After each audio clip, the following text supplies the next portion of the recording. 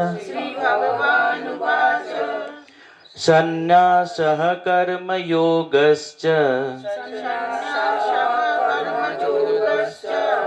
निःश्रेयसकरावुभौ तयस् करावु करा आटा হচ্ছে বড় আ না নি দন্তনয় রস্যই বিসর্গ নি নি শ্রেয়সা নিশ্রেয়সা নিশ্রেয়সা করাবুবাউ নিশ্রেয়সা মানে যেটা নিয়ে যায় ওই পথে নিয়ে যায় হ্যাঁ নিশ্রেয়সা করাবুবাউ তয়স্তু কর্ম সন্ন্যাসাৎ কর্মযোগো বিশিষ্যতে। এবারে ব্যাখ্যাতে আসছি যে কেন কর্মযোগীকে উনি বারবার ধরে পরের শ্লোকে বলছেন শ্রেষ্ঠ। আমাদের পুরাণেই আমরা দুরকম সাধকের কথা পেয়েছি, একজন কর্ম সন্ন্যাস যোগী, একজন কর্মযোগী। কে বলুন তো? কর্মযোগী রাজা জনক। রাজা জনক, আমরা রাজা জনকের কথা বারবার পড়েছি বিভিন্ন সময়ে, যে উনি ভিতর দিক থেকে শুদ্ধ ছিলেন, তার কোনো কাজ করার দরকার ছিল না। ইভেন শ্রীকৃষ্ণ নিজেও তাই, বাট জনকটাই রিলেটেবল এক্সাম্পল আমাদের কাছে। তো জনক তবুও রাজা হিসেবে যা কাজ করেছেন, একজন রাজা যা যা কর্তব্য কোনো কিছুতে ফাঁকি দেননি, উনি করে করে গেছেন। তাহলে উনি তো জানতেন যে আমি জ্ঞানী, আমার তো ঠিক যে পথে যেতে চাইছি আমি সেই ঈশ্বরের সাথে আমি মিলিত আমি হব, হ্যাঁ, তবুও উনি কাজগুলো করে গেছেন। আর সুখদেব জন্ম থেকে কি ছিলেন আমরা পড়েছি ভাগবতে, যে কোনো রকম সংসারের ধারে কাছে যাননি। উনি বেরোতেই চাইছিলেন না, এই জাগতিক জগতে আসতেই চাইছিলেন না। তাহলে উনি প্রথম থেকেই ব্রহ্মচর্য, প্রথম থেকেই সন্ন্যাস যোগে চলে গেছেন। এবারে কথাটা হচ্ছে যে বলে না যে সবার জন্য সব জিনিস নয়, তো সেখানে যে কোনো একটা পথে তোমাকে যেতে হবে, এবং বিভিন্ন অ্যানালজি আমি সেটা ব্যাখ্যার সময় বলবো। তো জনক আর সুখদেবের ক্ষেত্রে দুজনে কিন্তু যেটা গন্তব্য ঈশ্বর লাভ সেখানে পৌঁছেছেন। কি করে করেছেন না, জনক তার কর্তব্য কর্ম পালন করেছেন, এবং সুখদেব তার কর্ম সন্ন্যাসের মধ্যে দিয়ে যে ধরনের হয় সেটা লাভ করেছেন। তাহলে এখানে শ্রীকৃষ্ণ অর্জুনকে বললেন, তিনি একবারও কিন্তু কর্ম ত্যাগ করতে বলেননি। তিনি একবারও বলেননি যে তুমি এমন জ্ঞান লাভ করো যে তোমায় কর্ম করতে হবে না। তিনি বলেছিলেন ভক্তিময় কর্মের কথা আর জ্ঞানযুক্ত অকর্মের কথা। মানে তোমার যদি জ্ঞান লাভ সঠিক হয় তাহলে তুমি বুঝবে যে তুমি অকর্ম করো। অকর্ম মানে হচ্ছে নিষ্কাম কর্মটাকে আমরা অকর্ম বলি। আর ভক্তিময় কর্ম মানে সেটা যে আমি প্রতিটা জনক যেটা করতেন, জনক রাজা, যেটা আমাদের সকলের করা উচিত সেটা হচ্ছে যে প্রতিটা কাজকে ঈশ্বরকে নিবেদন করছি ভেবে সেই কাজগুলো করা। তাহলে রান্নাটাও প্রসাদের মতো হয়, আমরা আগেও বিভিন্ন সময় সেটা পড়েছি। তাহলে উনি কর্মযোগ করতে বললেন, এবং কেন বললেন সেটা পরেরটাতে আসছি। আর হ্যাঁ, ইরানি করতে বললেন যে দেখুন ব্যাপারটা হচ্ছে যে কর্ম সন্ন্যাস যেটা, সেটা একটু এলিভেটেড বা উপরের লেভেলে। আমরা কি ক্লাস 8-9 না পড়ে ইঞ্জিনিয়ারিং পড়তে যাই না। কিছু খুবই এক্সেপশনাল কিছু কেস হয়। তাহলে যদিও আমাদের অনেক সময় প্রশ্ন আসতে পারে যে 8-9 পড়াটা আমাদের জীবনে এখন কি কাজে লাগছে, বা ইঞ্জিনিয়ারিং কি কাজে লাগে, আমাদের অনেকে প্রশ্ন করে এরকম বোকা বোকা। কৃষ্ণ ওনাদেরকে বোকা বোকা বালা একটা শব্দ ব্যবহার করবেন পরের শ্লোকে, যে আমরা যদি বারবার ধরে বলি যে ছোটবেলার পড়াগুলো তো আমার পরবর্তীকালে কাজেই লাগছে না, কথা হচ্ছে প্রতিটা পড়াই কাজে লাগে। কারণ প্রতিটা পড়ার উদ্দেশ্য কি ছিল? আমার বিকাশ। সেটা তো হয়েছে, প্রতিটা জিনিসের মাধ্যমেই হয়েছে, সব কিছুর সময় থাকে। সেজন্য আমি দুটো নদীর একটা এক্সাম্পলও দেবো। তো দুটো নদী প্যারালাল বয়ে যাচ্ছে, একটা কর্মযোগের নদী, একটা কর্ম সন্ন্যাস যোগের নদী। দুটোর পার্থক্য কি বলুন তো? কর্মযোগের যে নদীটা সেটা হচ্ছে যে অত্যন্ত খরস্রোতা, মানে টাল মাটাল ধাক্কা ধাক্কি আছে। আর দুটো নদীর মাঝখানে ধরুন কল্পনা করুন একটা বালি আছে, মানে সমুদ্রে যেমন বালি থাকে, আর সেই বালির মধ্যে আমরা সকলে দাঁড়িয়ে আছি অ্যাকচুয়ালি। আমরা কোনোটাতে এটাতেও নেই ওটাতেও নেই। আর সে বালিটা শুধু বালি নয়, কিছু কিছু চোরা বালি আছে, আর সব থেকে বেশি আছে হচ্ছে ওই সোনা দানা মোহর। আমরা ওগুলোর মধ্যে ওই বালির মধ্যে বসে আছি, চোরা বালিতে ঢুকেও যাচ্ছি, আবার ওঠার চেষ্টা করছি, আর মাঝে মাঝে ভাবছি এই নদীতে যাব না ওই নদীতে যাব। মানে যদি ঠান্ডা হয় ভাবা যায়। এবারে অন্য কর্ম সন্ন্যাসের নদীটা কিরকম, সেটা হচ্ছে খুব গভীর নদী, সেখানে কোনো ঢেউ নেই, কিন্তু প্রচন্ড গভীর নদী। কিন্তু গভীরতা কি শুরুর থেকে হয়ে গেছে? না, তোমাকে বসে থাকতে হবে। গভীরতা ধীরে ধীরে ধীরে ধীরে ধীরে ধীরে করে বেড়েছে। আমি কি বলতে চাইছি, যে তোমাকে কিন্তু বুদ্ধি নিয়ে ধৈর্য নিয়ে যদি তুমি জ্ঞান লাভ করার চেষ্টা করো, তাহলে তুমি অনেকে বলে না জঙ্গলে চলে যাব। আমাদের মাঝে মাঝে হয় অশান্তিতে আমরা বলি দূর সংসার ছেড়ে দেবো। চাকরি করছিলাম, হয়তো কেউ চাকরি করছিলাম, চাকরিতে বীতশ্রদ্ধ হয়ে বললাম দূর হিমালয়ে চলে যাব। পালিয়ে যাবে কোথায়? আসলে এটা পরবর্তীকালেই আছে। কেন কর্মযোগ্য শ্রেষ্ঠ বললেন? কারণ মনের ব্যাপারটা নিয়ে এক্সপ্লেন করেছেন। তো এই নদীর অ্যানালজিটাকে আমরা মাথায় রাখতে পারি, যে ওই খরস্রোতা নদীতে কেউ যদি কন্টিনিউয়াস দাঁড়িয়ে তার নিজের কাজগুলো করতে পারে, ধাক্কা তো লাগবেই, সে পড়ে যাবেই, আবার উঠে তার যদি কাজগুলো করতে পারে, সেই খরস্রোতা নদীতেও সে সমুদ্রে গিয়ে পৌঁছাবে, আবার এই গভীর নদীতে বসে বসেও সে কোনো কাজ না করেও জ্ঞান লাভের মাধ্যমে, কি করে জ্ঞান লাভের মাধ্যমে, সে একটা ধরুন নদী আছে, সে গভীর নদী, তাকে পুরোপুরি ডুবে তবে তো সমুদ্রে যাবে, ডুববে কি করে? কথা হচ্ছে যে জ্ঞান যোগ যেটা কর্মসন্ন্যাস যোগ, সেখানে অহং শূন্য, অহং শূন্য মানে কি, আমার শরীর মন বুদ্ধি সব ভগবানের সাথে মিলিত হচ্ছে। অত সহজ কি? আমাদের একটু জ্ঞান হলেই কতটা অহংকার চলে আসে। তাই জন্য বলছে, ভগবান বলছেন যে একটা সাধারণ মানুষের পক্ষে কর্মযোগটাই হচ্ছে গ্র্যাজুয়াল প্রোগ্রেশন, 6, 7, 8, 9 করে ইঞ্জিনিয়ার, আর সেখানে কর্মসন্ন্যাস কিছু কিছু মানুষের জন্য প্রযোজ্য। তাই কর্মযোগটাই শ্রেষ্ঠ, এমনকি অর্জুনকেও সে কথা বলছেন। তাহলে অর্জুনের জন্য কর্মযোগ শ্রেষ্ঠ হলে আমাদের জন্য তো অবশ্যই। চলে আসছে পরের শ্লোকে।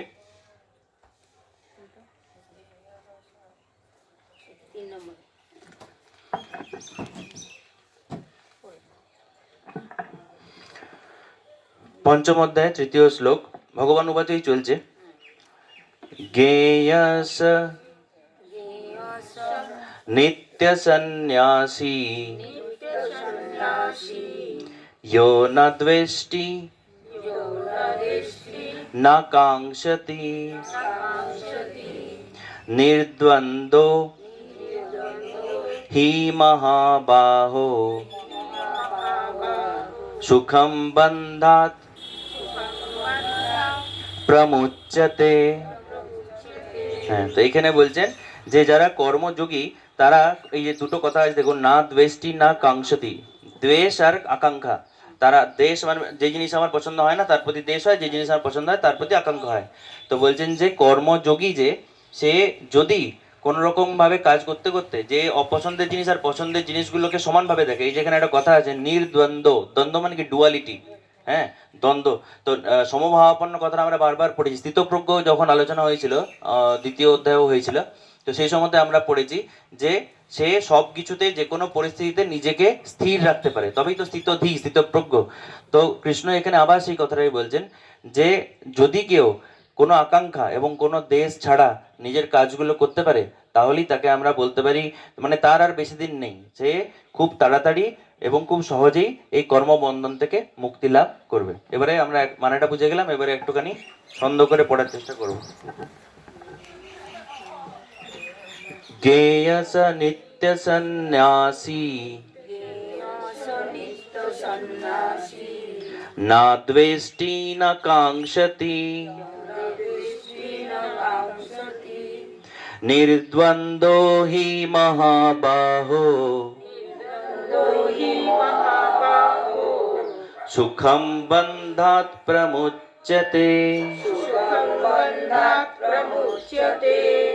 তো এবারে এই শ্লোকগুলো, শ্রীকৃষ্ণের একটা ভালো গুণ কি, ধীরে ধীরে স্লোলি উনি জানতেন যে আমরা পড়বো, আর আমাদের মাথায় বেশি বুদ্ধি নেই, তাই স্লোলি গেছেন। তো এবারে আমার যেটা মনে হয়েছিল যে এত স্লো গেছেন, আমার মনে হয়েছে যে 5-1 সাথে 5-2 পার্থক্য কি, 5-2 সাথে 5-3 পার্থক্য কি, তো সেটা একটুখানি বলে দিই, আপনাদের মনে হতে পারে সেম কথা বলছেন। তো 5-1 তো পরিষ্কার প্রশ্ন, এটা ছিল প্রশ্ন জিজ্ঞেস করা হয়েছে দ্বন্দ্ব অর্জুনের মনে, সেটা নিয়ে 5-1 মানে প্রথম শ্লোকটা যেটা পড়লাম। 5-2টা হচ্ছে যে উনি সিদ্ধান্ত জানিয়ে দিলেন, ব্যবহারিক জীবনের সিদ্ধান্ত উনি জানিয়ে দিলেন, দর্শনটা হচ্ছে সিদ্ধান্ত জানালেন যে তুমি কিন্তু কর্মযোগটাই ফলো করো। আর কোনো যখন উনি বলে দিলেন, আর আমাদের কোনো ডাউট থাকার, কোনো দ্বন্দ্ব থাকার কথা নয়।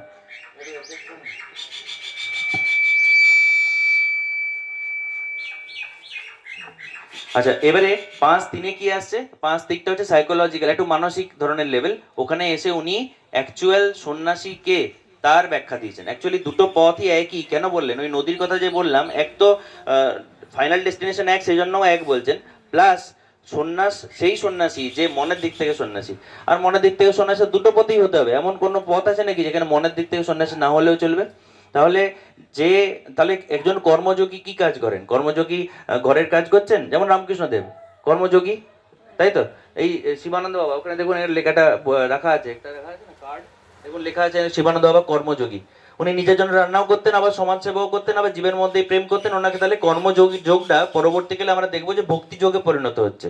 তাহলে কর্মযোগী যে সে সাংসারিক কাজ করে, সে সংসার থেকে পালায় না, সে কি না ওই ছেলে মেয়ে স্ত্রী পুত্র সবার মধ্যে আর কি স্বামীর মধ্যেই সে নিজের ঈশ্বরকে দেখছে, তাদের প্রতি করা কর্তব্যগুলোকে ঈশ্বরের প্রতি করা কর্তব্য হিসেবে দেখছে। তার মানে সে দু ধরনের কাজ করছে, একটা সোশ্যাল অ্যাক্টিভিটিস আর একটা স্পিরিচুয়াল অ্যাক্টিভিটিস। কর্ম সন্ন্যাসী কি না, সে ছেড়ে দিয়েছে। সন্ন্যাসীদের কথা দেখবেন, নিজেদের রান্না বান্না করেন, তেমন সেভাবে করেন না। তিনি কি না ঈশ্বরের প্রতি নিজেকে সম্পূর্ণভাবে নিবেদিত। এবারে দুটো পথই ভালো, আবার বলছি দুটো পথই ভালো, কিন্তু একটা জিনিস ভেবে দেখুন, কর্ম সন্ন্যাসী পথটা কি রিস্কি। ধরুন কারোর মনের দিক থেকে কোনো সন্ন্যাসী হননি, মনের দিক থেকে কোনো সন্ন্যাসী হননি, কর্মযোগীও হয়তো মনের দিক থেকে সেই মানে ওই মানুষটা উনি ভাবছেন কর্মযোগ করছি, মনের দিক থেকে হননি। অ্যাটলিস্ট কর্মযোগীর কাছে কিছু কর্মের ভালো কর্মের সঞ্চয় তো হচ্ছে। সন্ন্যাসীর কাছে কি মনের দিক থেকে ভড়ংবাজি, মনের মধ্যে রয়ে গেছে সেই বাসনা কামনা, আর গায়ে অন্য ধরনের বসন পরে আমি বলছি আমি সন্ন্যাসী, তাহলে সে তো নিজের সাথেই কোনো একটা মিথ্যাচার এসে উচ্চতে, একটা বলে একটা শ্লোক ছিল আমাদের কি চতুর্থ অধ্যায় ছিল। তাহলে কতটা রিস্কি, তাই জন্যে ভগবান বলছেন যে কর্ম সন্ন্যাসী হওয়াটা খুব রিস্কি। তুমি ধীরে ধীরে করে নিজের পুণ্য সঞ্চয় করো, ভালো ভালো কাজগুলো করো, তুমি সকাম কর্মও যদি করো এবং সেটা যদি শাস্ত্রবিহিত হয়, তাহলেও সেটা সেই কাজগুলো সঞ্চয়িত হলো, সেগুলো তার নষ্ট হবে না। তো মনের দিক থেকে সন্ন্যাসী হওয়াটা জরুরি। এবং আমাদের ভারতীয় শাস্ত্র বলে তুমি বাইরে কি করছো সেটা ম্যাটার করছে না, তুমি বাজে কোনো নেশা করছো কি করছো না, তুমি কাউকে ক্ষতি করছো কি করছো না, তুমি যদি মনের দিক থেকে করে দিয়েছো সেইটা, you already fail the game. তুমি অলরেডি ব্যর্থ হয়ে গেছো মনের দিক থেকে। তুমি যদি ভেবে নিয়েছো আমি এর ক্ষতি করছি, আমি বাজে নেশা করছি, ভারতীয় শাস্ত্র হচ্ছে মন বেস্ট, যে তুমি বাইরে কি করছো কোনো ম্যাটার করছে না। তার মানে কি যে আমি মনের দিক থেকে কিছু ভাবলে সেটা করবোই করবো, আজকে নাও করি পরে গিয়ে করবো। সেই গল্পটা আমরা পড়েছিলাম, দু ভাই মনে আছে ভাগবতের সময়তে, একজন চলে গেল ব্রথেল মানে হরিনাম সংকীর্তনে, আর একজন রয়ে গেল মহিলাদের সাথে পানশালায়। কিন্তু মনে চলছে যে পানশালায় তার মনে চলছে ভাগবত, যে বাবা আমি গেলাম না, ভাগবতটা মিস করছি। আর যে ভাগবত পাঠে বসে আছে তার মনে চলছে যে আমি পানশালায় গেলাম না। কি হলো, যে পানশালায় গিয়ে বসেছিল সে গেল ঈশ্বরের কাছে। আর যার কথা আমরা বাহ্যিক দিক থেকে বিচার করতে পারবো না। আমাদের দেখে মনে হতে পারে, ধরুন এই যে আজকে বড় বড় সাধু বাবা যারা আছেন, কাঠিয়া বাবা হোক বা শিবানন্দ বাবা, তারা হয়তো আশ্রম বিল্ড করছেন, আমরা আপাতত দৃষ্টিতে বলবো বাবা, অনেকেই বলে সাধু বাবা আবার এত সব কাজ এইসব কাজ করছে, তাহলে আর কিসের ত্যাগ হলো, তুমি কি দেখতে গেছো মনের ভিতরে কি হচ্ছে?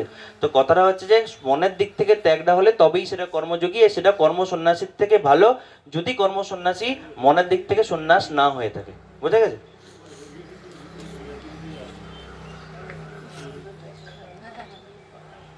আরেকটা জিনিস, আমরা এটা আমি হয়তো পরের শ্লোকগুলোতেও বললেও হয় বা এখনই বলে দিই, যে আমরা সবসময় মধ্যে না সিমটমের উপর জোর দিই। শরীর খারাপ হলে সিমটম, যে আমার মাথা ব্যথা হচ্ছে, আজকে ধরুন আমার জ্বর হলে যেভাবে, বা আমার আমার আশেপাশের মানুষদের আপনাদের জ্বর শরীর খারাপ হলে যেভাবে দেখবে, একজন ডাক্তার সেভাবে দেখে না। ডাক্তার কি রুট কজ লেভেলে যায়, দিয়ে সলভ করে। কেন? ডাক্তারি জ্ঞান আছে, জ্ঞানের মাধুর্য এখানে, জ্ঞানেরও গুরুত্ব আছে, যেটা ভগবান বলছিলেন। এবারে আমরা কি কোনো জিনিস যখন আমাদের ভগবান করতে বারণ করছেন বা আমাদের মনে হয় যে করা উচিত নয়, আমরা তার বাইরে সিমটমটাকে কাট করার চেষ্টা করি, আমরা রুট কজ লেভেলে যাই না, আমরা নকলের জোর দিই। একটা এক্সাম্পল দিচ্ছি, ধরুন আমাদের ব্রহ্মার্পণম শ্লোকটা পড়েছি তো, মানে এটা আমি বোঝাতে চাইছি যে মনের মধ্যে সন্ন্যাসটা অর্জন করা কতটা কঠিন, এবং সেটাই আমরা করি না, আমরা বাইরের গুলোকে কাট ডাউন করে বলি হয়তো আমার হয়ে গেছে, হয়নি। কি করে? ব্রহ্মার্পণম শ্লোকটা আমরা কি জন্য খাওয়ার আগে বলি? ভগবানকে উৎসর্গ করছি। হ্যাঁ, একজন মানুষ আছেন আপনারা চিনবেন না, আমাদের দূর সম্পর্কের আত্মীয়, তিনি খাওয়ার সময় একটা ফোঁটা কথা বলেন না, মানে কথাই বলছেন না, মানে কোনো কিছু লাগলেও কথা বলবেন না। কেন না? ওনার মনে হচ্ছে ওই রকম ভাবে থাকলে, মানে কথা না বললে উনি ভগবানের উদ্দেশ্যে হয়তো কোনো কিছু নিবেদন করছেন। কত ভুল ধারণা দেখুন, শুধুমাত্র চুপ থাকাটা তো উদ্দেশ্য ছিল না, সে চুপ থাকে শুধু, সে কোনো কিন্তু উৎসর্গও করছে না। আমি তাকে যেহেতু আমরা চিনি তাই বলছি, তার মানে আমরা নকল জিনিসের জোর দিয়ে দিচ্ছি, যে আমরা খেতে গিয়ে চুপ থাকাটাকে ধরেছি, অথচ খেতে গিয়ে যে ঈশ্বরের উদ্দেশ্যে নিবেদন করা উচিত ছিল সেটা না করে আমরা। তাই জন্য মনের দিক থেকে যে শুদ্ধ হওয়া, তবেই তো জ্ঞান লাভ হবে। সেই জিনিসটাই এখানে বলা হচ্ছে, যে ধরুন আমি কাউকে বলছি যে আপনি খুব পরনিন্দা পরচর্চা করেন, সে বললো ঠিক আছে আজকের থেকে আমি তোমাকে ফোনই করবো না। আরে আমাকে ফোন করার জন্য তো, বা কাউকে ফোন করাটা হচ্ছে, আর তারপরে কি এই বাহ্যিক যে কাটডাউন গুলো, সিমটমটা আমি যদি বাইরের দিক থেকে, আমি কোনো বাজে নেশাকে আমি দুদিনের জন্য বন্ধ করতে পারবো, পার্মানেন্টলি পারবো না। কারণ কি না, মনের মধ্যে রুট কষা তো রয়ে গেছে, তাই জন্য অস্থায়ী হয়। আমরা যে ধরনের নকল জিনিসে জোর দিই তাতে কি হয়, যে যে কোনো বাজে নেশা ছাড়া হোক বা কোনো বাজে মানুষের সঙ্গ ছাড়া হোক বা এই যে কোনো ভালো অভ্যেসে কাল্টিভেট করা হোক, কোনোটাই আমরা স্থায়ীভাবে করতে পারবো না যতক্ষণ না আমরা পর্যন্ত মন থেকে অ্যাকসেপ্ট করছি হ্যাঁ আমি ভুল করছি এবং আমি স্বীকার করে সেই জিনিসটাকে কারেক্ট করার চেষ্টা করি। তো এই জিনিসটা আমরা ব্যবহারিক জীবনেও অ্যাপ্লাই করতে পারি। ভগবান শুধুমাত্র যে অন্য মানুষদের কথা বলছেন আমাদের নয়, সেটা নয়। মন সন্ন্যাস দরকার। এবারে ধরুন আরেকটা জিনিস, যে আমরা পড়ছি এখানে, হ্যাঁ গীতা চর্চা করছি, এবারে ধরুন আজকে আমাকে সুজল বা আপনারা কেউ বলছেন গীতার একটা শ্লোকের ব্যাখ্যা দিতে। এবারে আমি যদি বলি যে আপনাদেরকে ব্যাখ্যা দিতে গিয়ে আমার মধ্যে অহংভাব প্রকাশ পাবে, আমি কিছুতেই বোঝাবো না, তাতে কি হচ্ছে, আমি আমার কর্তব্য কর্ম থেকে পিছিয়ে গেলাম। আমি আপনাদেরকে না বুঝিয়ে অহং থেকে মুক্তি পেয়ে গেলাম। আমার মনের মধ্যে অহং নেই, অন্য কোনোভাবে অহং আছে, তাহলে আমি আমার কর্তব্য কর্ম করে অ্যাটলিস্ট পুণ্যটা তো সঞ্চয় করি। তাই বিরত জ্ঞান দেওয়া থেকে বা জ্ঞান আলোচনা করা থেকে বিরত থাকা কিন্তু অহং থেকে মুক্তি পাওয়ার উপায় নয়। তাহলে অহং থেকে মুক্তি পাওয়ার উপায় কি? যে অহং থেকে মুক্তি পাওয়ার উপায় হচ্ছে যে কাজটার জন্য অহং আসছে সেটা আমি বোঝাবো, কিন্তু বোঝানোর পরে ভগবানকে নমস্কার করে বলবো, যেটা আমরা সেলফ কেয়ারেও করি, যে তোমার জন্য আমি বোঝাতে পারলাম, মনের মধ্যে সেটাকে বিশ্বাস করব। তার মানে আমি বলতে চাইছি যে কর্তব্য কর্ম থেকে বিরত হয়ে গিয়ে আমি অহং শূন্য হব। আমি কোনো সমাজসেবামূলক কাজে গেলাম, দিয়ে বললাম যে না বাবা আমার দরকার নেই, যেমন অনেকে একজন আছেন আমি চিনবেন না, সে বলছে যে আমি কেন দান করবো না, দান করে সেটা বলা উচিত নয়। কিন্তু কেন, একটা কথা বলেছিলেন উনি একজন, যে ডান হাত আর বাঁ হাতের মধ্যেও জানা উচিত নয় যে আমি দান করেছি। দিয়ে উনি দানই করলেন না, বাড়ির মধ্যে আবদ্ধ রয়ে গেলেন। তার মানে কি, যে দান করে যতটুকু পুণ্য সঞ্চয় করতে পারতেন, অহং তো এমনিও আসবে, তুমি বাড়ির মধ্যে থেকে গেলে অহংকার আসবে না? তো কথা হচ্ছে এটাই, এতগুলো এক্সাম্পল, রিলেটেবল এক্সাম্পল আমি ভেবেছি নিজে, তাই আপনাদের দেওয়ার চেষ্টা করছি যে অহং আসবেই। অহং কাটানোর একমাত্র উপায়, যে জায়গা থেকে অহং তৈরি হয় সেই কাজগুলো করা, সেইখানে তুমি সেখানে জিতো। পরীক্ষা না দিয়ে পালিয়ে এসছো, এসকেপিস্ট রুট, যেটা অনেকে সন্ন্যাস নেয় এই জন্যে, বা আমি বাড়ির মধ্যে লুকিয়ে বসে থাকবো। দেখবেন অনেকে আছেন যারা সাধু নয়, গৃহী হয়তো, আধ্যাত্মিক জগতে এগিয়ে গেছেন কিন্তু তার সাথে খিটখিটেও হয়ে গেছেন। তাহলে কি, কোনো মানুষ যদি আধ্যাত্মিক জগতে এগিয়ে যায়, তার একমাত্র গুণ হবে তার হৃদয় কোমল। রামকৃষ্ণ দেবের যেটা ছিল। তাহলে সে আধ্যাত্মিক জগৎ তাহলে কি এগুলো যদি খিটখিটে হয়ে যায়, বা ধরুন একরকম ভাবে সেই জিনিসটাকে দেখছেন যে আমি এরকম এই জিনিসটা জানি, ওই জিনিসটা বাদ দিয়ে অন্য কোনো ধ্যান ধারণা, সহিষ্ণুতা কমে গেলে সেটা আধ্যাত্মিক জগতে এগোনো কি করে হলো? তার মানে কি, সমস্ত যে রুট কজগুলো, আমি বলতে চাইছি মনের মধ্যে ময়লাটা এখনো আছে, খালি তোমার কারুকার্যের মাধ্যমে, তুমি কাজের মাধ্যমে বোঝাতে চাইছো না বাবা আমি যাবো না, আমার অহং চলে আসবে, না বাবা আমি করবো না, অহং চলে আসবে। অহং এসে গেছে, ওই যে তুমি ভাবছো অহং চলে আসবে, তার থেকে আবার কি হলো না, কর্তব্য কর্মটাও করলে না। তো মন সন্ন্যাসটা জরুরি। তাই জ্ঞান বিরত মন হচ্ছে অহং শূন্য করবে। শুধুমাত্র বিরত থেকে, কোনো কাজ থেকে বিরত থেকে অহং শূন্য হওয়া কোনোদিন সম্ভব নয়। যেমন পরবর্তী শ্লোকেও আছে, তাও একটা কাঠের গল্প বলা হয় আর কি পুরাণে, যে একটা কাঠ হঠাৎ করে কাঠ যে মানে বানায় আর কি, কারুকার্য করে কাঠে, তাকে গিয়ে বলছে আমাকে, আমি এত বাজে পড়ে আছি, কি আমাকে পাত্তা দেয় না। কাঠটা বলছে আমাকে একটু সুন্দর করে দাও। ওই ঠিক আছে এসো কালকে সুন্দর করে দেবো। এমন পিটান পিটিছে কাঠটাকে, বলছে দরকার নেই আমার সুন্দর হওয়ার, ছেড়ে দাও। বলছে সে কি, তুমি যে বললে সুন্দর হবে? বলছে না আমি এত মার খেলে আমি কি করে আমি চাই না সুন্দর হতে। বলছে তোমাকে যদি আমি না মারি তুমি সুন্দর হবে না। তাই বলে না দুঃখালয় শাশ্বতম, দুঃখ আসবে, তো দুঃখ যদি না আসে আনন্দও আসবে না, আর সুন্দর হতে গেলে কষ্ট সহ্য করতেই হবে। এটাই ভগবান পরের শ্লোকটাতে বলেছেন যে 5:4 আমি একটু বৈরাগ্যর কথাও বলবো, 5:4 চলে আসছি।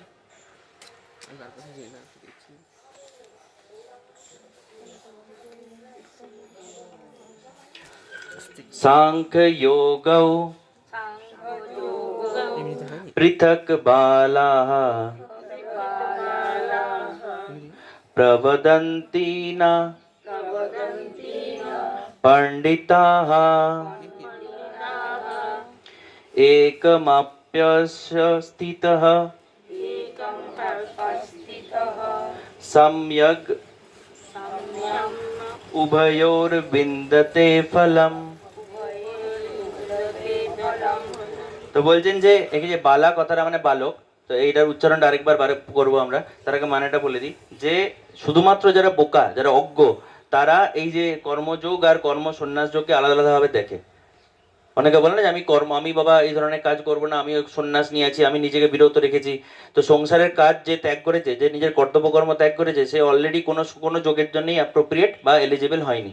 তো ভগবান বলছেন যারা বোকা মানুষ তারা দুটোকে আলাদাভাবে, যারা অ্যাকচুয়ালি শিক্ষিত তারা জানে যে দুটো পথ দিয়ে, আমরা ওই যে দুটো নদীর কথা বললাম, তাহলে আমরা হচ্ছে বালির মধ্যে, আমি এটা সিলেক্ট করবো না ওটা সিলেক্ট করবো না করে বালির মধ্যেই বসে আছি। সেই হচ্ছে আমাদের একবার এই নদীতে যাচ্ছি, পা ডুবিয়ে চলে আসছি, পুরো না ভিজলে যাবোই না তো সমুদ্রে, না ভিজলে আমি বয়ে যাবো কি করে? তো সেই হচ্ছে আমাদের অবস্থা। আর দু রকমের বৈরাগ্য হয়, একটা ফল্গু বৈরাগ্য আর একটা হচ্ছে যুক্ত বৈরাগ্য। তো ফল্গু বৈরাগ্যটি একদম, ফল্গু মানে হচ্ছে কি, যে আমি পুরোপুরি ডিট্যাচড, আমি কিচ্ছু করবো না, আমি সংসার থেকে আলাদা। আমাকে মানে ধরুন কেউ সারাদিন ধরে নাম জপ করছে আর সংসারে কোনো কাজ করছে না, সেই ধরনের বৈরাগ্যের কথা হচ্ছে ফল্গু বৈরাগ্য। মানে সেটা কোনোদিনই তাকে, তার আমাদের মন তো, আমরা না করে থাকতে পারবো না, সেটা মনকে আমরা শান্ত করতে পারবো না। তাই জন্য বলছেন যে তুমি কাজ করার সাথে সাথে ঈশ্বরের নাম করতে থাকো, সেটা হচ্ছে যুক্ত বৈরাগ্য, নিজেকে যোগ করা, যুক্ত করার যে বৈরাগ্য, সেটার কথা এখানে বলা হচ্ছে। আর ওটাই বললেন ভগবান যে নদীর মাধ্যমে, যেটা আমি বোঝাতে চাইলাম, যে দুটোকে আলাদা না ভেবে, দুটোকে একই ভেবে যে কোনো একটা পথে চলতে শুরু করো। আমাদের মতো সাধারণ মানুষের জন্য কর্মযোগটাই হচ্ছে চলার পক্ষে শ্রেয়। এবার একটু ছন্দ করে পড়বো। সাংখ্যযোগৌ পৃথক বালাঃ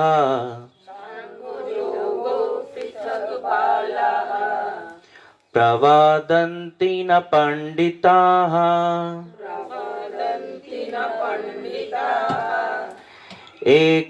एकमप्यस्थितः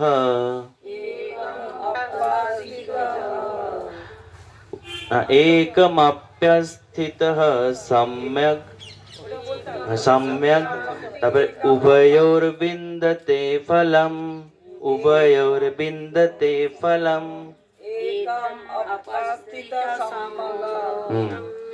এ উভয়োর্বিন্দতে ফলম, এটাই বলছে যে উভয় থেকে তুমি একই ফল পাবে। তাই তুমি এটা জেনে নাও এবং যে কোনো একটা পথকে অনুসরণ করো, এটাই এখানে বললেন। বললাম না সমস্ত শ্লোকগুলো বেসিক্যালি 5-4 যেটা বলতে চাইছে সেটা হচ্ছে আপনার যে দুটো যে মানে অবিচ্ছিন্ন একই, মানে কোনো বিভেদ নেই, সেই দর্শনটার কথা 5-4-এর মধ্যে প্রকাশ পেয়েছে। এবার চলে আসছে 5-5। 5-5-এ ঐক্যের কথা বলবে, দুটোর মধ্যে যে ইউনিটি আছে সেটার কথা এখানে বলা হবে 5-5-এ।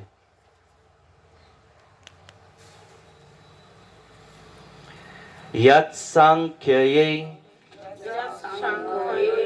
प्राप्यते स्थानं तत् योगै अपि गम्यते एकं साङ्ख्यं च योगं च या पश्यति स पश्यति। এই ইয়া পশ্চাতি সব পশ্চাতি কথা আমরা আগে শুনেছি, এটা খুব পপুলার একটা ফ্রেজ আর কি গীতার। তো এটা মানেটা বলে দিচ্ছি যে কর্ম যোগ এবং কর্ম সন্ন্যাসী, এই যে দুটো পথ, দুটোর কিন্তু একই কথাই বলছেন, যে দুটো কিন্তু একই জায়গাতেই যায়।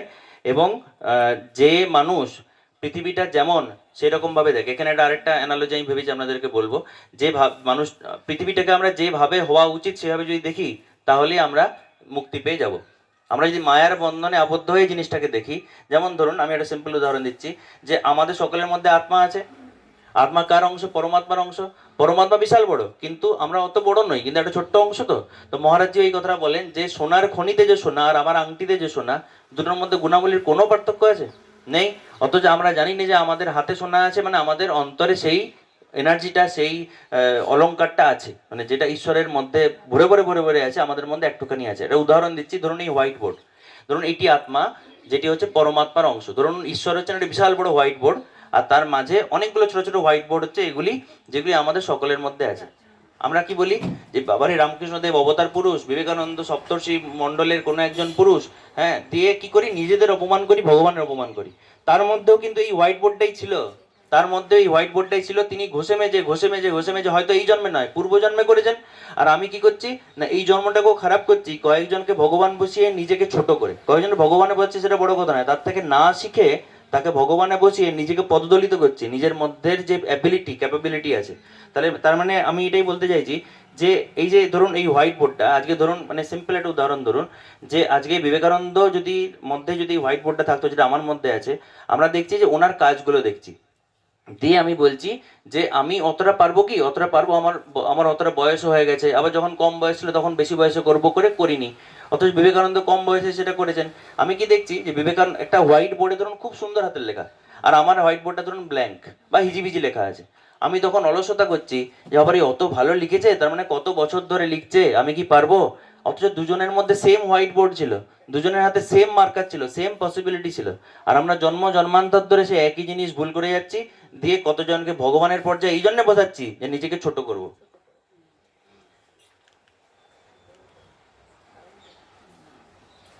আর আরেকটা আমাদের মহামৃত্যুঞ্জয় মন্ত্রেও ওই একটা শশার উদাহরণ আছে না, সেই আমরা সেদিনে করছিলাম, মহামৃত্যুঞ্জয় মন্ত্রটা মনে করে দেখবেন তো। এখানে বলা হয়, একটা ব্যাখ্যা আছে যে যদি কোনো মানুষের মন সন্ন্যাস হয়ে থাকে, মানে দুটো পথই মন সন্ন্যাসের দিকে যাচ্ছে, তাহলে তাকে ওই একটা শশা শশা বা যে কোনো পাকা ফল সেই পেকে গেলে তাকে আর গাছ ধরে রাখতে পারে, নিজের থেকেই পড়ে যায়। তো আমাদেরকে সেটা ভাবতে হবে না যে আমাদের কখন মুক্তি হবে। আমি খালি ব্যর্থ হই বা যাই হই, আমি খালি কর্মগুলো করে যাব, নিজের থেকে মন আমার পেকে যাবে, মানে মনের সন্ন্যাস হয়ে যাবে। আর সেটা কখন হবে? অলস বসে হবে? শাস্ত্র পড়ে হবে? কখনোই হবে না। আমি শাস্ত্র উচ্চারণের থেকে বেশি যদি শাস্ত্রগুলো নিজের জীবনে অ্যাপ্লাই করতে পারি, সেইটা ভগবান চাইছেন। তাই না? একটা জিনিস ভেবে দেখবেন, আমিও ভাবি, মানে এটা বলি পরেরটাতে যাবো, আমার মনে হয় সময় হয়ে গেছে, আজকে 5টাই থাক। তো এটা আমরা যখন আগের জন্মে জন্মেছিলাম, তখনও হয়তো আমাদের ঠাকুর ঘরে সেই গীতাটা পড়েছিল অন্য কোনো বাড়িতে, তার আগের জন্মেও তাই, এই জন্মেও অলমোস্ট তাই হচ্ছিল। তাই জন্যে আমি বলছি যে আমাদের মধ্যে সেই পসিবিলিটি আছে, সেই যোগের মানে সম্ভাবনা আছে, যেটা বিবেকানন্দের মধ্যে, রামকৃষ্ণদেবের মধ্যে ছিল। তাই যদি তাদের থেকে আমরা শিখতে পারি, তাহলে সেক্ষেত্রে আমাদের গীতা পড়ে লাভ আছে। আর সেটাই ভগবান এখানে বলছেন যে কর্মযোগ তুমি করো, সেটাই শ্রেষ্ঠ, এবং তুমি যুদ্ধ করো, আগে মনের যুদ্ধ, তারপরে বাইরের জগতে তোমার কর্তব্য কর্ম করো। আর কি, যেহেতু সময় হয়ে গেছে, 5টা শ্লোকই করলাম। নিষ্কাম কর্ম। মোটামুটি যেগুলো ছিল অ্যানালজি, মেনগুলো আমি বলে দিয়েছি। বাকিগুলো পরের দিনে করবো। 5-6 প্রয়োগটা আছে, আর যেহেতু সময় হয়ে গেছে, আমরা এবারে হরে কৃষ্ণ প্রণাম মন্ত্র দিয়ে করবো। এবারে করবো কি করে দিনের পর দিন এগুলোকে, সেটা আমরা আলোচনা করব, পরবর্তী শ্লোকে আছে। হরে কৃষ্ণ প্রণাম মন্ত্র একসাথে আমরা করব। হরে কৃষ্ণ।